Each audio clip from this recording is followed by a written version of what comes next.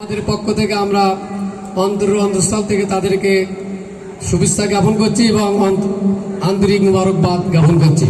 এই পর্যায়ে আমাদের আজকের মাদ্রাসার পক্ষ থেকে আমাদের প্রাক্তন ছাত্রদের পক্ষ থেকে আমরা আজকে শিক্ষক মহোদয় এবং সভাপতি মহোদয়, এরপরে যেনারা আমাদের সাবেক মাদ্রাসার দায়িত্ব পালন করেছিলেন, যত সামান্য আমরা কিছু সম্মাননা আমরা এখানে পেশ করছি। আপনাদের সম্মুখে আমরা এই ক্রেশগুলো আমরা বিতরণ করব। প্রথমে শ্রদ্ধাভাজন বড় ভাই জনাব মৌলানা মোহাম্মদ রফিকুল ইসলাম খন্দকার MM সভাপতিকে সম্মাননা তুলে দেবেন। জনাব হাফেজ মৌলানা মোহাম্মদ শহীদুল ইসলাম